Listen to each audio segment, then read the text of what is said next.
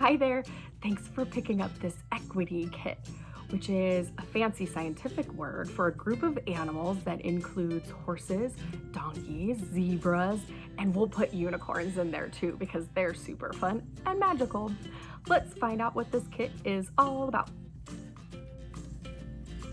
Your kit comes with a lot of parts and pieces, some cardboard cutout pieces, some yarn, we've got a needle for the yarn, and some gold paint. But you will also need some of your own paints. You're gonna need a paintbrush and maybe a palette to be able to mix some colors. A paper plate will work just as fine too. And while we're talking about setup, you'll want some type of space to work your magic on, so space that you can do your artwork on that will protect your table space. So it could be a plastic tray like mine, maybe you've got a cookie sheet lined with the tin foil, or even using just a party plastic tablecloth over the whole table to protect your space. Since the first part is going to be building and or painting, I'm gonna set aside the yarn and the needle. And we're gonna concentrate on our build. So we've got a body piece, we've got some leg pieces, those are the ears, and a unicorn horn if that is gonna be your animal of choice. We have a couple different options. You are totally welcome to paint the pieces as individuals so that your painting can be flat. So you could totally paint your character on this side and set it aside to dry, and then come in and paint the legs and the ears and the horn in another section. Then you'll go back in and flip it over and paint the other side. Or you can choose to build your creature, build your character, and paint it all while it's completely built. That's totally up to you, and you get to decide how you want to paint your character. I'm gonna show you how you can put your character together. Some of you might already have your pieces painted and then you'll put it together, and some of you are going to put it together first. You get to make that choice. We have our body section, which has the head of our creature. I'm actually going to put the legs on first. That way I've got something to stand the character up with. So you'll notice that we've got cutouts on the body, cutouts on the legs, and we are going to interlock them together so they slide together to create one kind of completed piece or one connected piece. And for my second step, I'm gonna try that with the front legs and slide it up as far as it goes. So now I have front legs and back legs and it stands up nicely. Then I'm gonna wanna place the ears on, and the ears also have a slit that matches up with the cutout that's in the head of our creature, and I'm gonna slide that in. Remember, we're working with cardboard, which means it's fragile and it could break. And you're noticing I'm having a little bit of trouble. So you wanna wiggle and move and be gentle, but don't use all your muscles because we don't want our smaller pieces to bend. If they do, it's not the end of the world, but it's best to be gentle. If you're making a unicorn, you'll notice that the unicorn horn doesn't have a spot, because if you decided to make a horse instead, without the unicorn horn, I didn't want there to be a cutout in your character. But your unicorn horn should go a little bit before the polka dots start to happen for the mane of your character. So that's just gonna set in the front if you're making a unicorn. Let's talk a little bit about paints.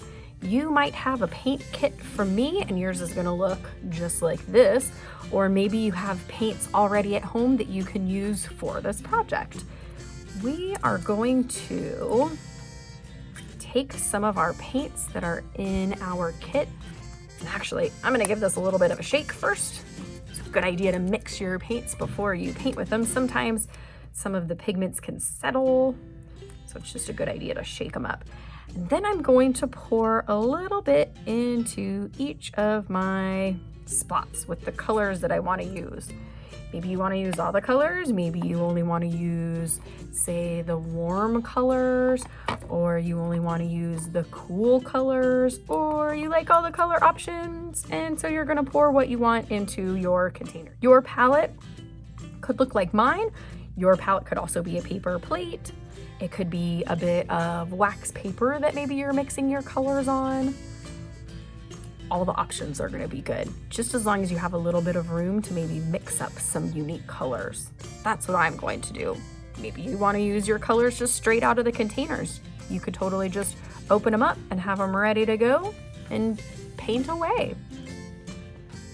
I have the colors that I'd like to use in my palette, and you'll notice I did a little bit of color mixing. I added some white to some of my colors, and I'm going to try and make a turquoise here. So I added blue, mostly blue, a little bit of green, and some white to maybe get a turquoise there. I'm going to mix up these colors as neat as I can, but you'll notice I made a little bit of a spill there, and I've got some on my tray. That's okay. Art sometimes can be a little bit messy, and that's why we're working on the tray. I'm going to mix these up, and let's see if I like the colors that I get. If you feel more comfortable mixing your colors in a separate container, that's totally okay too. You get to do your color mixing how you want to do it.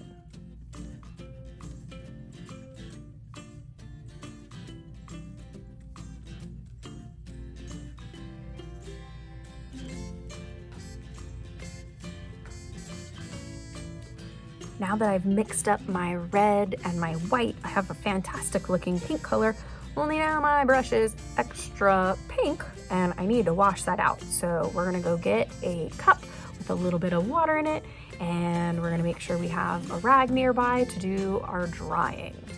I have a baby food jar that has some water in it, but maybe you have a little recycled plastic cup that you could use, or even one of these plastic drinking cups. Just so long as you can wash it out with soap and water, you can totally reuse this again.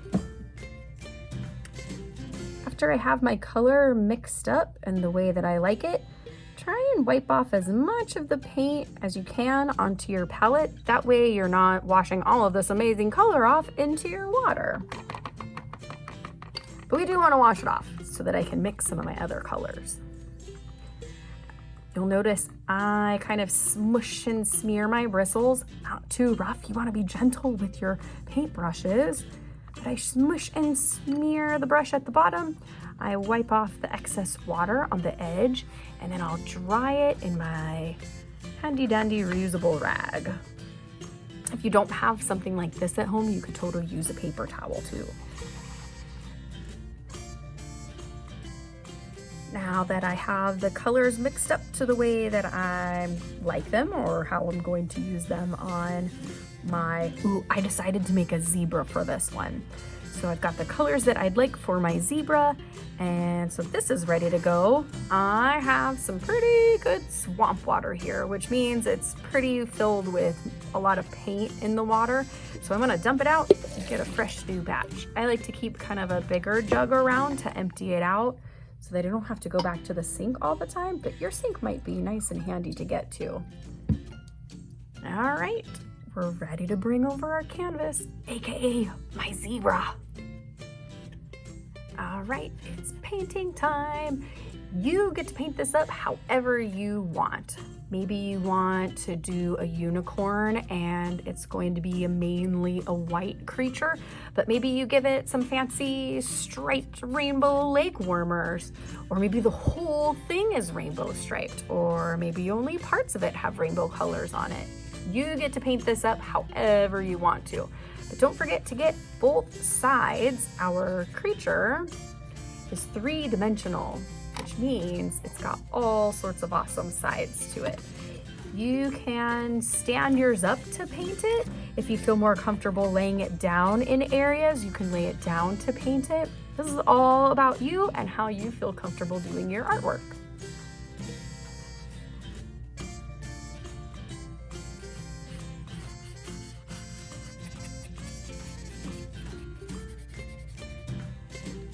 All right, Got my character all painted up. I used a bunch of my paint. Some of it is left over. I could maybe reuse that for another project, or maybe I want to paint some extra layers on this when it's dry.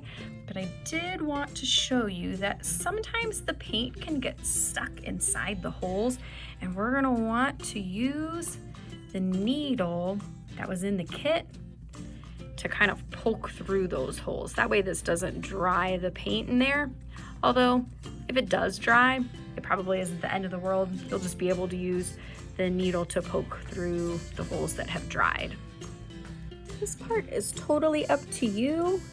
If you want to go in and do a double layer of colors once your paint has dried, you can go ahead and double it up so that they're a little more solid. Some of them I might do that too, and some of them I kind of like that they're painterly and the colors got a little bit mixed and blended. I think that looks really cool. Now that I have this painted how I like, I've got color and details everywhere. I'm gonna let this dry before I start putting on the stripes. So since I am making a zebra, I'm gonna add some black stripes after all this color dries. Now I'm going to focus on the eye or eyes of my character since my paint is all dry. I took out my black paint, but your eye doesn't have to be black. You could make it the color that you want to make it for your character. A larger eye is going to make your character look like it's a younger version, maybe like a pony or a baby unicorn or a baby zebra. And a smaller eye is going to make it look more like an adult. I'm actually going to make mine look a little bit like it's smiling or sleeping. So I'm going to take my brush and give it a big arch and a little eyelash at the edge. Maybe give it a couple extra eyelashes with my brush. Cute. We'll want to do something similar on the other side. Or maybe not. Maybe you want to make one eye open and one eye closed so it's winking. Some highlights to the eye. That makes it look a little bit more lifelike or even have a fun anime look to it. You could even turn those dots into shapes like hearts. You get to decide. You're the artist. When your creature is all painted up how you want it, it's time to wash your palette if you need to, and your brushes. And ooh, if you're making a unicorn, don't forget to paint your unicorn horn. Next up is going to be using our yarn to create the mane and the tail of our character. And our yarn is pretty long in the kit, so I'm going to suggest for the pieces that you know you're going to use for the mane or the area that is on the head of your character, we're gonna cut these pieces of yarn in half so they get a little bit shorter and you'll be able to use more of this yarn for the mane. So what I'm going to do is find the two ends of the same string of yarn, and I'm going to put those together so that they match up pretty closely. And then when I bring the two pieces together, it creates a bit of a hoop at the other end. And this is actually halfway through since I measured these two together. When the two pieces of yarn come together, it makes a half. I'm going to use my scissors and slice the piece. So now I have two pieces of yarn that are the same length, and we'll use that for our mane. So your kit has a fun plastic needle. This part is called an eye. The eye of the needle, it kind of looks like an eye. And that's where we're going to be putting a bit of the thread through. And I have a handy tip on how to do that, and you'll need a bit of recycled paper.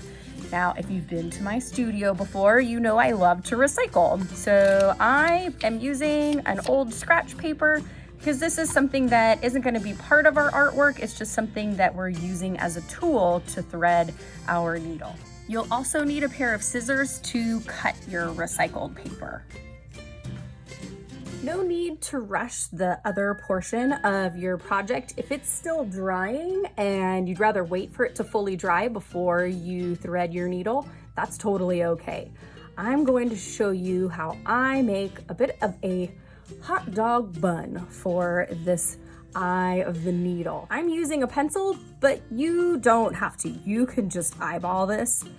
And I'm going to measure about halfway up and then double that line. So this is going to be the shorter end of the rectangle that I cut, and then I'm just gonna finish it all the way across. And I'm gonna cut where my lines are. This doesn't have to be exact, but it is good to practice your scissor cutting skills. So I mentioned a hot dog bun. I love to eat food and delicious things, so most of my examples revolve around food. We are going to fold this up. Oh, speaking of food, we're going to fold this in half the long way. So I have a now more narrow rectangle and a little hot dog bun slot in between. And the idea is to get this hot dog bun to go through the eye of the needle. If yours fits, awesome. You're totally like ready to go and get started with this one. If your page is maybe a little too long and it's not quite fitting when it's folded, you're gonna wanna trim it down. So you can always cut your page so that it's more narrow and will fit through the needle. I like to do a test run to make sure that I've got what I need. Next up, you're gonna want to get a piece of yarn. I'm going to choose this nice blue one. So in your bundle of yarn, you'll notice it was attached in the middle by a different color string. And I think it's easiest to hold that bundle center point and then just pull the yarn piece that you want. So now I have my blue yarn piece, my hot dog bun, and the needle. I'm going to first pretend that this end, or one of the ends, either one is good, of the yarn is my hot dog. And I'm going to put my hot dog inside that bun. So where the open fold is, I'm using my fingers to push down that hot dog into the bun. And if it hangs over a little bit, that's okay, but I tend to like to hide the hot dog inside the bun so it doesn't hang over. That's a whole lot of extra hot dog that won't have a nice bite of bun. Although we're not gonna eat this, that would be totally yucky. So I'm going to pinch the bun and the string together, and I'm going to pull the back end so that I hide the hot dog. I'm still pinching it. That way everything stays nice and secure inside the hot dog. And then, just like I did before when I was testing, I slide the paper in the eye of the needle and I pull the hot dog bun and hot dog all the way through, and nice! I now have a piece of yarn that is attached to the eye of the needle. So this is now one whole piece. I tend to like to pull my yarn a little bit towards the middle so that that hot dog end goes to the middle of your string. That way it doesn't come undone as you're working. Once I've got my needle threaded, I'm gonna keep my hot dog bun close by so that I can thread all of these pieces of yarn. You can decide how you want to start. If you want to start at the top, if you want to start at the bottom, I'm going to start at the top. So I'm going to take my needle and I'm going to pick which spot this particular thread is going to go in. And I'm just going to poke it right through that pre-made hole up at the top. And I'm going to, you'll notice that I let go and I'm going to reach from the other end and pull that piece through. It might give you a little bit of resistance, so be gentle and go slowly. And then we're pulling that yarn through carefully. I like to hold my yarn so that it doesn't come off of the needle, but because eventually we're going to be taking it off of the needle, like right now, since it's already gone through the hole and the needle is clear, I'm going to hold the yarn and then take the needle off. This means that now I've got my first bit of yarn hanging from the mane. You might decide to leave yours just like this, but because I don't want these pieces to fall out, I'm actually going to tie a knot at the top. So I'm going to show you how I do that. Since I have my yarn through, I'm going to make sure that it's about even. So about half on one side and half on the other. So I'm going to do that trick again where I line up the ends of my yarn and I'm going to pull it taut or tight so that the center point of the yarn is now at the top of the character's head. And then I'm going to tie my knot. So what I want to do is I'm going to cross over one side, and now it's created this loop, and I'm going to take the other string and push it through the loop. Now we'll have to be careful of our ears so that the yarn doesn't get caught on the ears. But once I've crisscrossed those and gone through the loop, I can pull the two ends of the yarn and I've created a knot.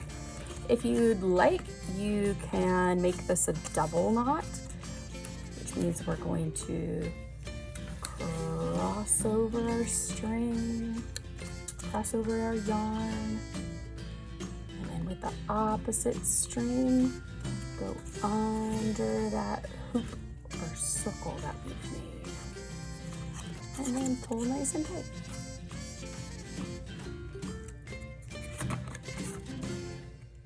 This now ensures that the string is well attached to the head of our character. All right, time to do it for the rest of these. Break out that hot dog bone. I've decided to organize and cut some of the yarns that I want to use for the mane in half so they're ready to go to get onto my hot dog through my needle. Some of the yarn that you've gotten is thicker and some of the yarn is thinner. For your thinner pieces of yarn, I'm going to suggest that you double them up or put two pieces in the same hot dog bun. And then through the eye of the needle, and we're gonna do it all together so that two pieces of yarn are actually on the same needle. If you wanted to, you could do two totally different color pieces of yarn. You could even do 3 or even 4 pieces in there. Test it out. See how many you'd like to add to your mane. For some of the yarn that's thicker, be sure to go really slow as you're pulling the needle through the holes, and even use your fingers to hold the head of your character and maybe even wiggle the needle a little bit just until the yarn end goes through, and then you can remove the needle. This is all about practicing and having some patience with it. And if you need to take a break, you totally can. And remember, accidents might happen and you might accidentally pull your yarn all the way through, but that's okay. You can try again.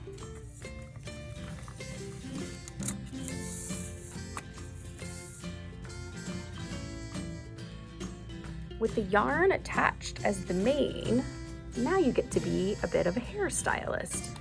Do you want some of the yarn to go on both sides of your character, Or do you want it all to go on just one side? Do you want to braid some of the yarn? Does some of it need a trim? Just remember, if you trim this yarn, it doesn't grow back like your hair. It's kind of fun to style and play as you're working, and even when you're done. Tail piece. We've got lots of yarn left over, so you'll want to decide which pieces of yarn that you want to use. You'll also notice that the hole for the tail is quite a bit bigger, so you're able to get more yarn into this one spot. I've taken out the pieces that I think I'd like to use, and there's still plenty of yarn left over if I'd like to add some more, or I could save that yarn for a different project. Now, all of this yarn is not going to fit through that needle in one round, so I'm going to have to do this a couple of times to get it through that circle.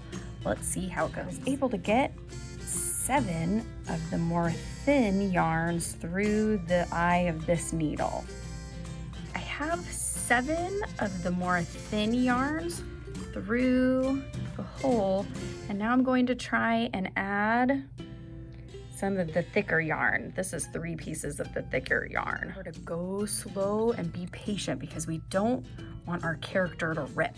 If it's too tight, maybe you'll want to take some of these strings out. Let's see how it goes. Wiggling, pulling gently, and it worked. I only have to pull enough to get the ends of the string through, and then I can remove my needle. You'll notice that I haven't tied any knots yet. I do want to make sure that they're just about half and half, so I make sure that the ends are together. I hold my character and I pull so that I've got half on one side and half on the other. I think I might try and see if I can get, I don't know, maybe one more in there. It's a pretty tight squeeze. I was able to add a few more of the thinner strings in here, but I think I'm going to stop because I don't want this piece to tear. If yours did accidentally tear, you'll have to ask for a grown-up's assistance on maybe giving it a repair job. So I'm going to tie a knot with these bundles all together. You might choose just to leave it as is, but because I want my tail to kind of look like one big bundle, I'm going to tie one big knot in this. So I'm going to hold all my yarn together, and I'm going to make a loop out of it. So I'm going to twist all of the yarn around my hand. I'm going to pull this bottom through where my fingers are currently. I'm going to pull it up through the top. And notice how slowly I'm working. And it should create a bit of a knot up at the top. You'll notice I'm squishing the part that went around towards the body of my character so that it has this nice little bundle up at the top. And I didn't squeeze too hard just in case I changed my mind. And a bit of a tail sticking out. There's a little bit of wiggle room for adjustment. And then you get to decide if you want to give this tail a bit of a trim at the end with some scissors. If you want to be the hairstylist, just remember that it doesn't grow back. You can even try braiding the tail.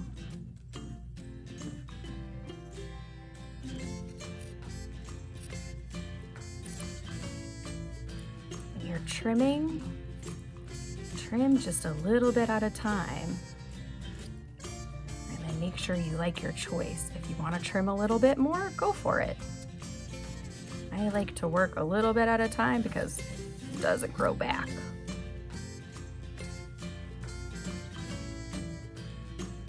Perhaps you could think of a project to use with the scrap pieces, or don't forget to help out by cleaning up these pieces and throwing them in the trash. Much for joining me in this awesome character design. Don't forget to play with your character. You can restyle the mane and the tail. You can pretend to feed it. Maybe you could build an area for your character to live. Can't wait to see what you create. Also, if you want your zebra to be a unicorn, it totally can be. This is your artwork, your creation.